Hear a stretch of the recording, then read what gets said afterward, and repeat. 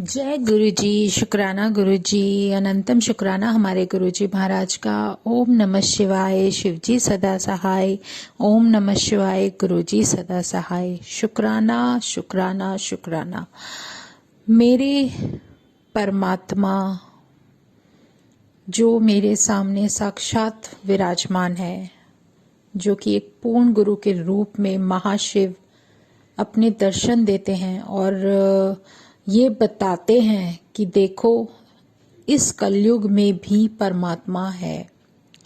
सच में संगत जी, अगर हमें जब तक हम अपनी आंखों से ना देख लें और परमात्मा खुद आकर ये बोले कि मैं तुम्हारे सामने बैठा हूँ और मैं सिर्फ तुम्हारे कल्याण के लिए आया हूँ, सच मानो नहीं विश्वास करता, कोई विश्वास नहीं करता जब तक कि उसके जीवन में ऐसा कुछ ना हो जाए, कुछ ऐसा बदलाव ना हो जाए, या फिर वो इंसान अपनी आंखों से कुछ ना देख ले। वो भगवान को मानता ही नहीं। मानता है, सच में मानता है, उसे पता है कि भगवान होते हैं, लेकिन वो वही किस्से कहानियों में होते हैं जो कहानियां वो शुरू से सुनते आए हैं।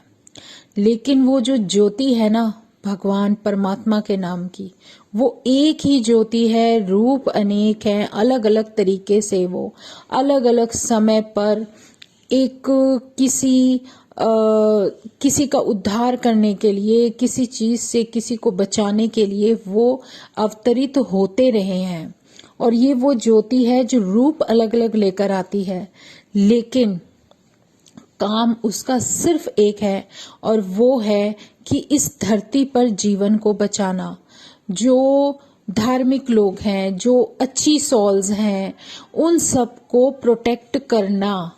लेकिन मेरे महाशिव का काम देखो कि उसके सामने तो बहुत अच्छी सोल्स हैं, वो तो कल्याण कराएंगी ही कराएंगी। जो नहीं है उनका भी कल्याण होना ही होना है। जो उसकी शरण में आ गया उसका कल्याण पक्का है। ये तो उस दिव्य शक्ति की एक इतनी बड़ी कृपा है कि कलयुग में इस धरती पर आकर, और उन्होंने जो भी कोई भी संगत उनके चरणों में आती है तो वो उसका कल्याण करते ही करते हैं। वो क्या चाहती है वो तो होना ही होना है, लेकिन वो परमात्मा जितना भी उसको दे सकता है उतना ही कम है। वो किसको कब किससे मिलवाता है, किससे जुड़वाता है, ये उस परमात्मा की रजा है। और सच में उनकी जब मेहर हम लोगों पर होती है, हमारी जैसी संगतों पर होती है, पता नहीं कब से किस किस का क्या क्या कल्याण करते आए हैं। मानते हैं कि पहले गुरुजी चोले में थे, फिजिकल रूप में थे, तो वो जितनी भी संगत होती थी उन सब का कष्ट अपने ऊपर ले लेते थे, अपनी बॉडी पर लेते थे। लेकिन जो उनकी ह्यूमन बॉडी है, जो जन्म लेकर वो आए हैं, लेकिन है तो परमात्मा, जो इतनी दुनिया का सारा जो भी कर्मास थे, जो उनकी बीमारियां थी, कैंसर हो, टीबी हो, चाहे उनकी हार्ट में प्रॉब्लम है, लंग्स में प्रॉब्लम है, जो कुछ भी उनको प्रॉब्लम थी वो सब उन्होंने अपने ऊपर ली। तो ये देखो कि जब इतने सारे लोगों की होगी, सबकी बीमारियां अपने ऊपर ले लेंगे, तो वो शरीर है तो शरीर रूप में ना, तो कैसे ठीक करेंगे। वो अपने ऊपर लेते थे और अपने आप को क्योर भी कर लेते थे। ये उनका एक बहुत बड़ा एक इतना बड़ा एहसान था हमारे जैसे लोगों पर कि उन्होंने हम सबके दुख अपने ऊपर लिए और अपने शरीर को यातना दी, लेकिन वो उससे क्योर कर लेते थे, क्योंकि वो बहुत बड़ा एक ऐसा रास्ता था उनके पास। क्योंकि वो परमात्मा थे तो उन्हें सब कुछ आता था, उनके पास वो शक्ति थी, है और हमेशा रहेगी, जिसके लिए परमात्मा माने जाते हैं। अब अगर फिजिकल रूप नहीं है, चोला उन्होंने छोड़ दिया, तो क्या ये आप लोग कभी मान सकते हो कि वो सॉल, वो डिवाइन एनर्जी, वो दिव्य शक्ति क्या हमारे साथ है। और वो यही एहसास हमें कराती है। हमारे मन में बात बाद में चलती है, पहले हमें उसका आंसर मिल जाता है। और हमारे साथ जो कुछ भी हो रहा है, जो भी, वो सब वो जानते हैं। पल पल हमें संभाले हुए हैं।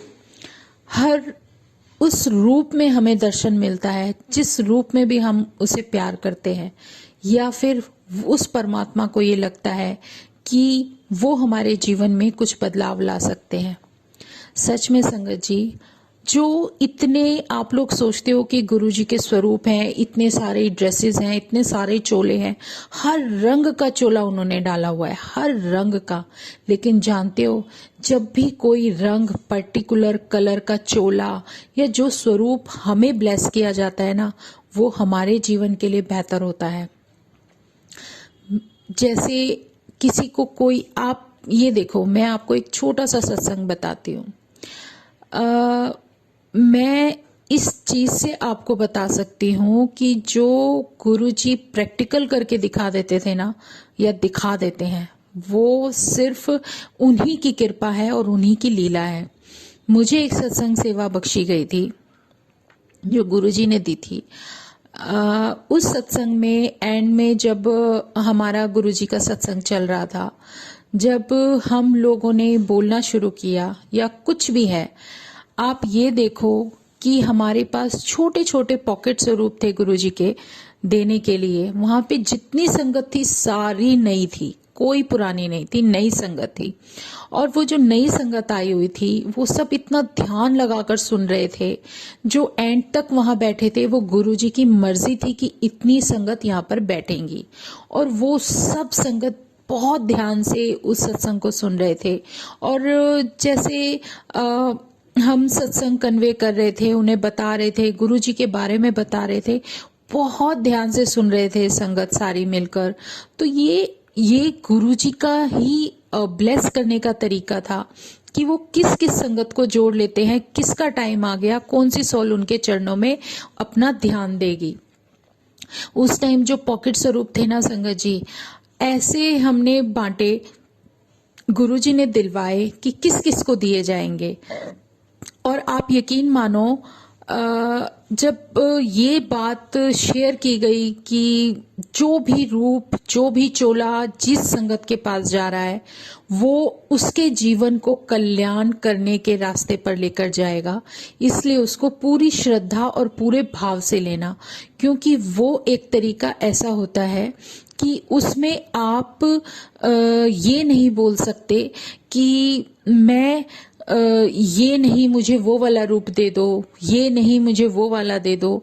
तो वो चीज नहीं करनी चाहिए इंसान को। जो भी ब्लेसिंग गुरुजी की तुम्हारे पास आ रही है, वो किसी मकसद से और किसी तरीके से तुम्हारे जीवन में शांति के लिए आती है। इसलिए उसको आप अपने पूरे श्रद्धा भाव से उसको अपनाओ। कभी भी ये मत बोलो कि नहीं, मुझे ये नहीं, वो वाला रूप चाहिए।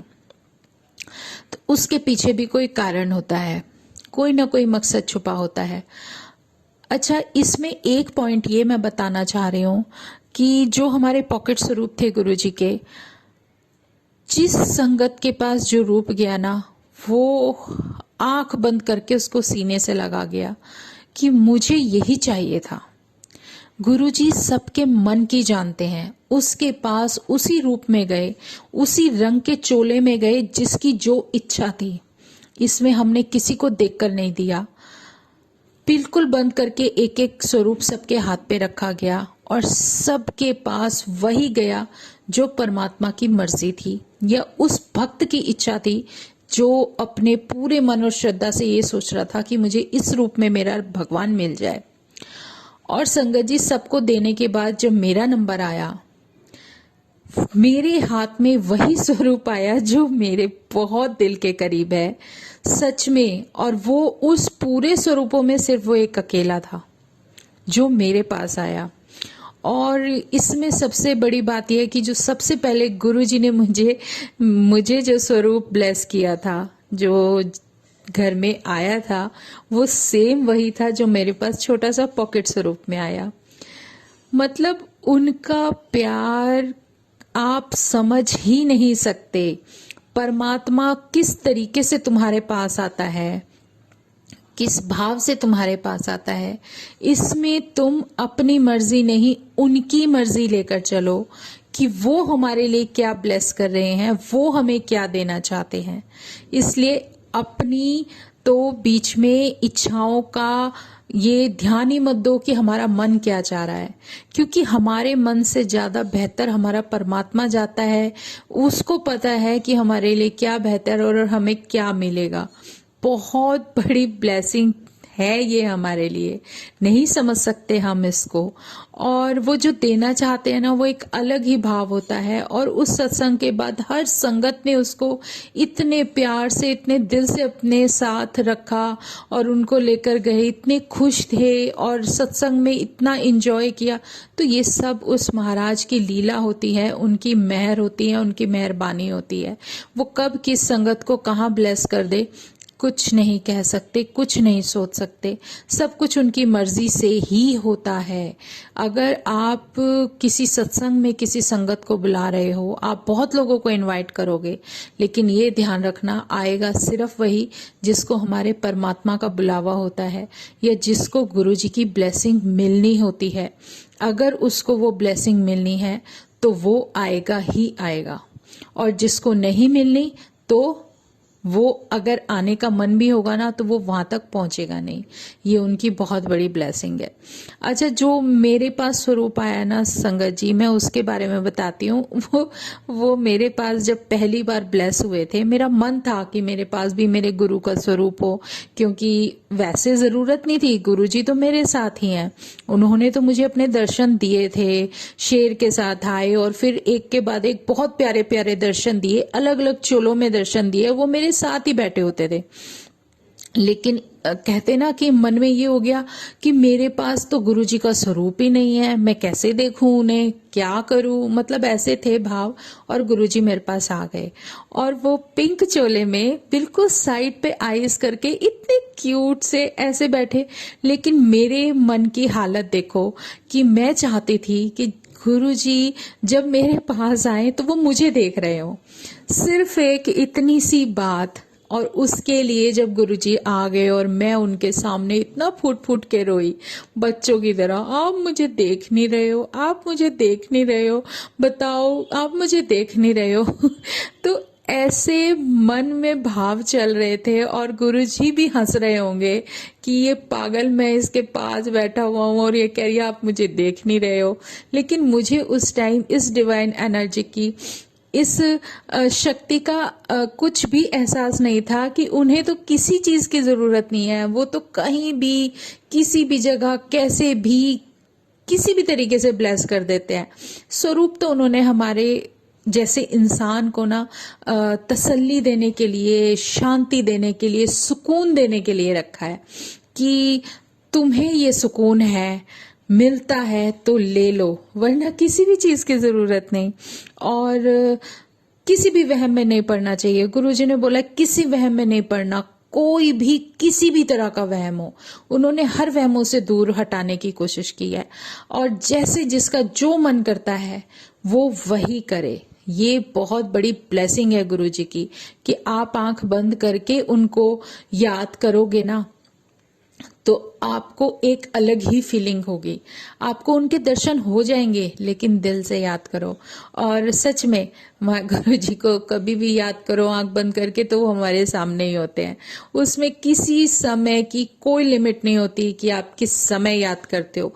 कोई पर्टिकुलर वक्त नहीं चाहिए, कोई ऐसा समय नहीं चाहिए कि आप सोचो कि नहीं जी मैं अमृत वेला ही उठूं, कोई कहे नहीं जी मैं इस समय उठूं, कोई कहे इस समय। जो जैसा नियम बना सकता है अपने जीवन में बना ले, अपनी इच्छा के अनुसार बना ले, कोई फर्क नहीं पड़ता कोई किस वक्त उन्हें याद करता है। परमात्मा के लिए भी कोई वक्त होता है क्या? वो तो सुबह शाम दोपहर रात, वो तो हर घड़ी तुम्हारे साथ है। हर घड़ी तुम्हें अपने मन में उसको ध्यान रखना है, सिमरन करना है। तो उसके लिए कोई जरूरी ही नहीं कि आप कोई लिमिट बनाओ कि नहीं हम इतने से इतने समय में ही उनको याद करेंगे।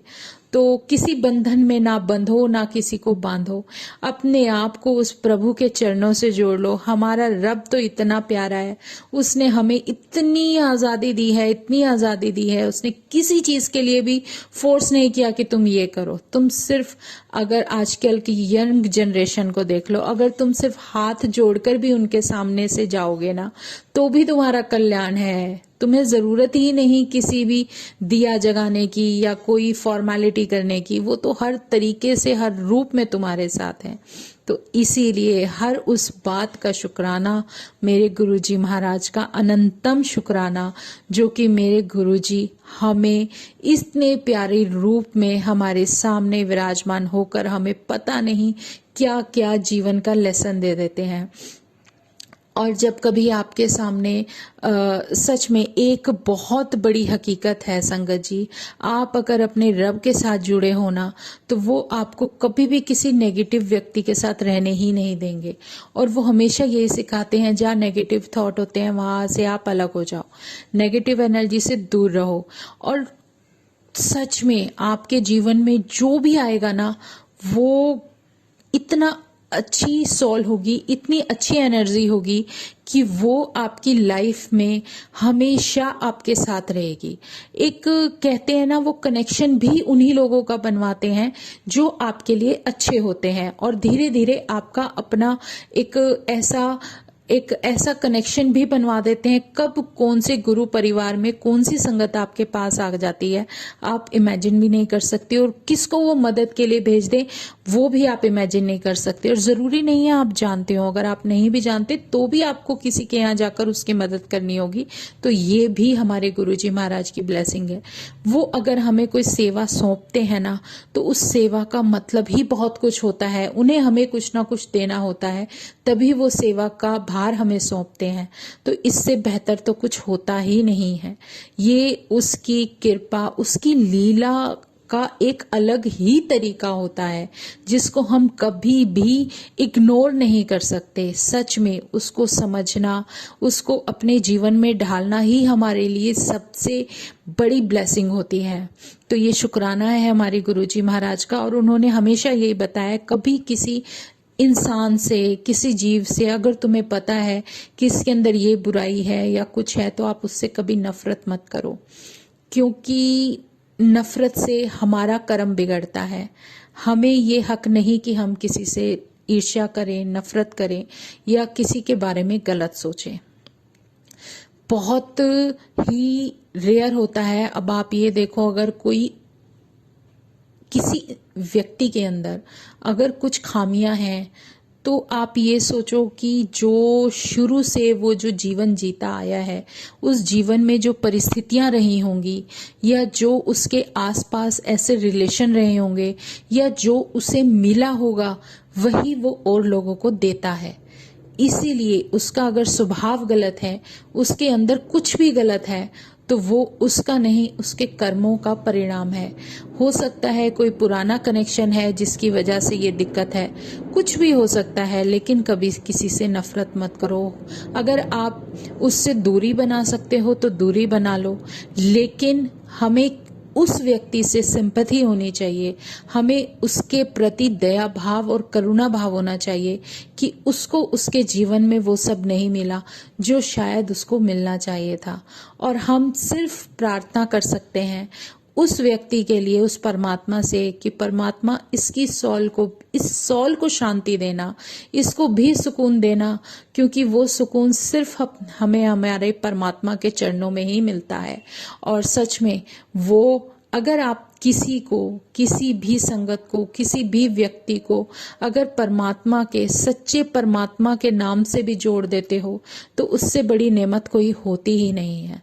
तो शुक्राना गुरुजी का, अनंतम शुक्राना। और भाव तो ऐसे ही आते रहते हैं। तो जय गुरुजी, शुक्राना गुरुजी।